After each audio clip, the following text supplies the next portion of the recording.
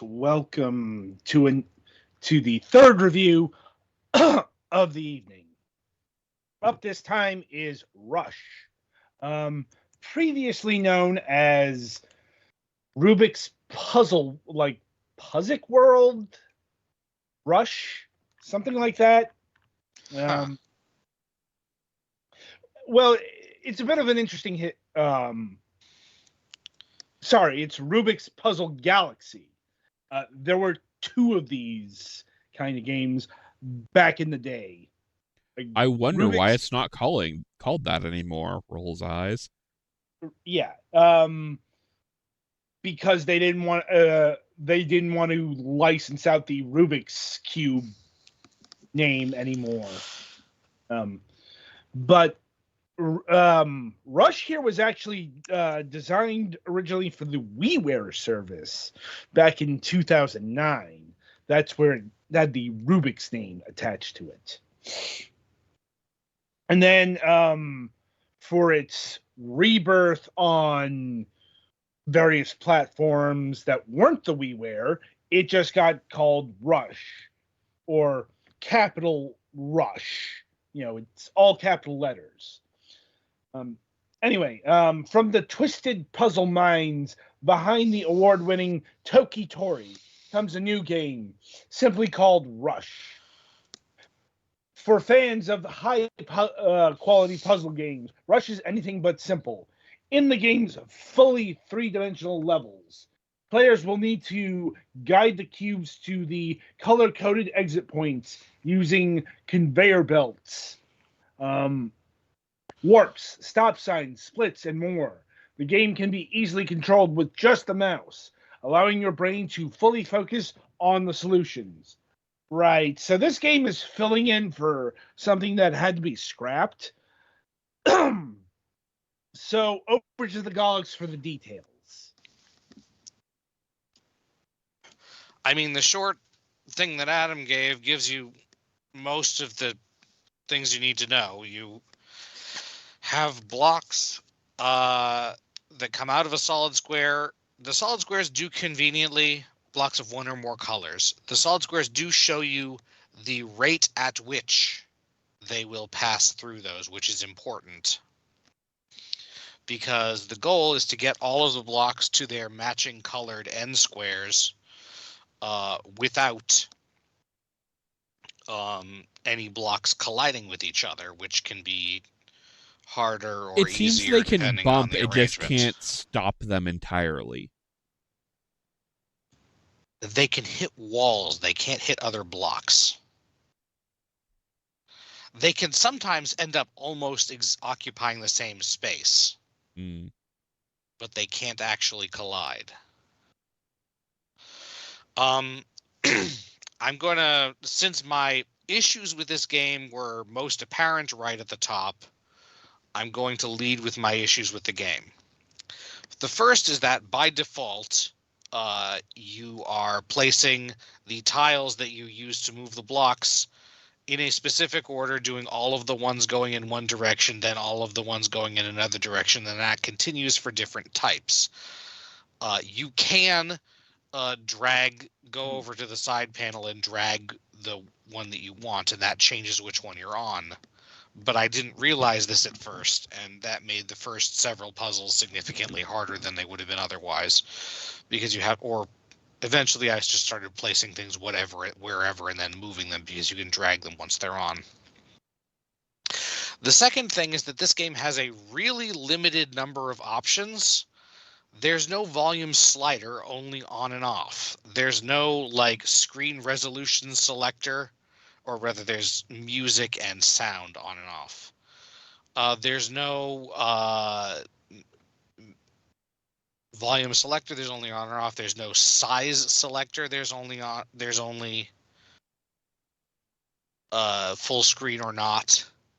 So the options are pretty bad, all things considered. Mm-hmm. And then the third thing that comes up, because we're playing this in January, I suppose,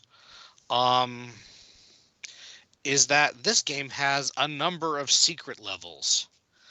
The earliest and easiest to access of those is if you're playing the game in winter, I guess. Originally it was December, but who knows, which you can tell because Santa's flying around the quote-unquote solar system.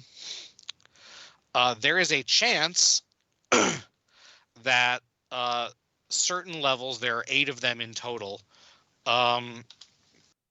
will appear in a winter theme where instead of reaching to different end squares, your goal is to get all of the presents into 1 or 2. There might be more, but and the ones I've seen, it's only 1 or 2 chimneys. This requires a significantly different plan because you have a lot more avoiding making things collide when multiple colors of things are going for the same hole.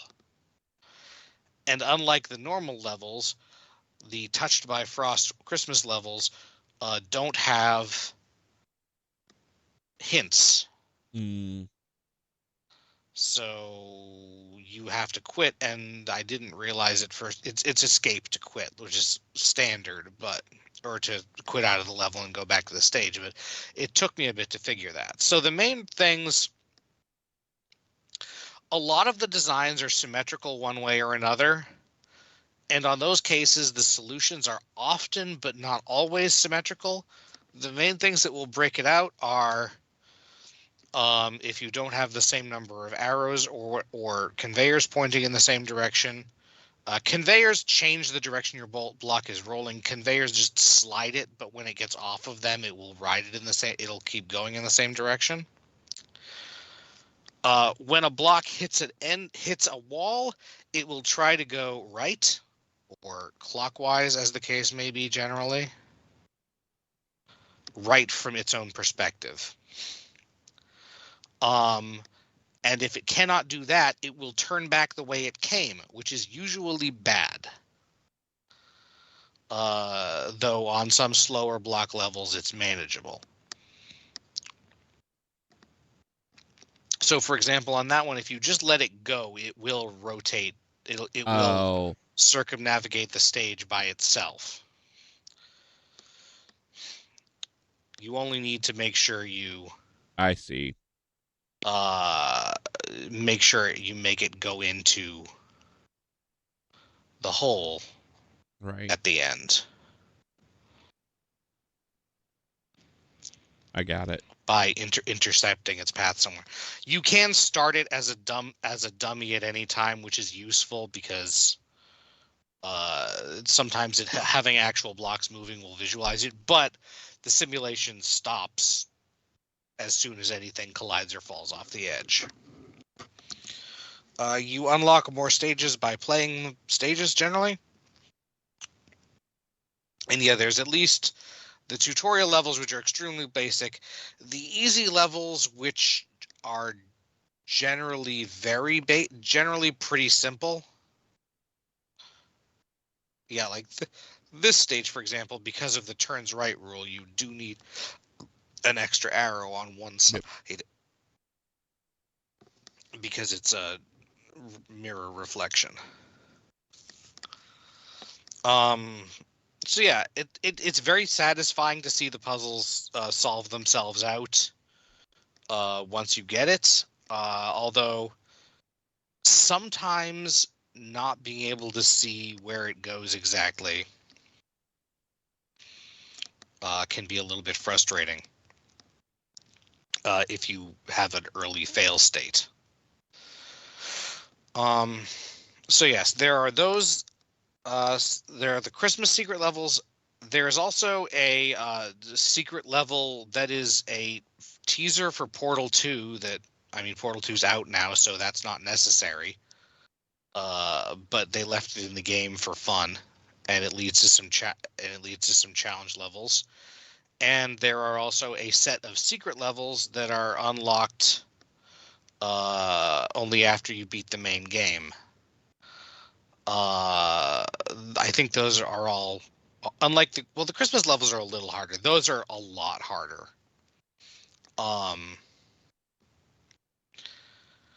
So yeah, let's see. For mechanics, like I said, the arrow keys will turn the block. Any block that runs over them, the conveyor belts slide you in a direction, but then the block resumes the same travel direction. Just put it at the end of that thing. This? So that it hits both the blue and orange ones. Alright. See, you can see from the traces that they launch at different times, so they won't hit each other.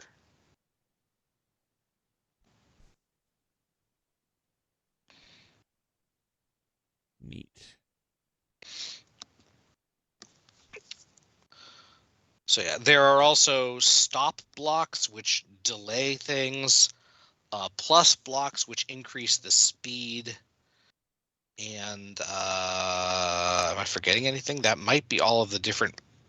Oh yeah, and rotation pads which which each time something turns over it, they switch from going clockwise to counterclockwise and vice versa. A lot of the time that's used to separate things into two holes or to combine two things into one path.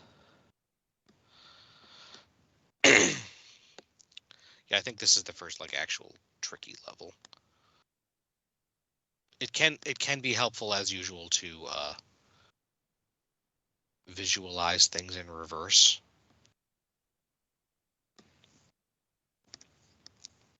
Sometimes.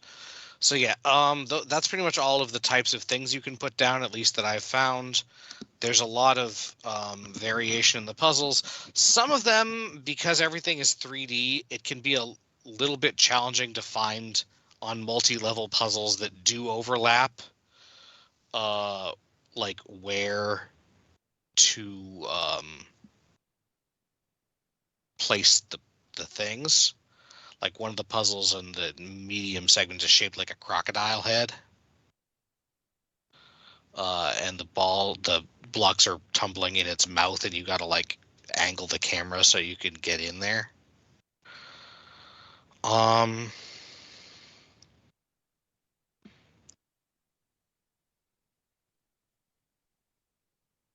And yeah, that is most of the gameplay.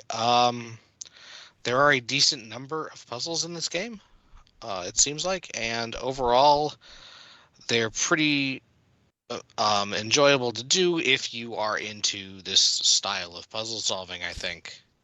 If you hate pathfinding puzzles, then this isn't for you, obviously. The music is generally smooth jazz to solve puzzles to, and as I stated, the only real issue with it is that you have two options, which is on, which is fairly loud, and off. Yeah. What is the price looking at, Adam? It is clocking in at $4.99. That sounds reasonable for this. I didn't do the Join the Rush group because I don't know what that is. The Steam group. I don't even know if it's still available. Huh. So yeah, I would generally give this game a recommendation if you like puzzle games and the type of puzzle game doesn't completely turn you off. Just note the limited settings options, and I mean, if it's not winter, then you probably won't have a problem with it, but don't feel bad about backing out of the Christmas levels if you accidentally end up in one. You can tell before you go into it because the shadow under the level is a snowflake instead of a circle. But you're not necessarily paying attention to that.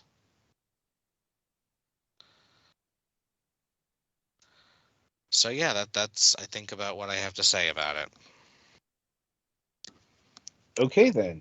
So that'll about do it for Rush here.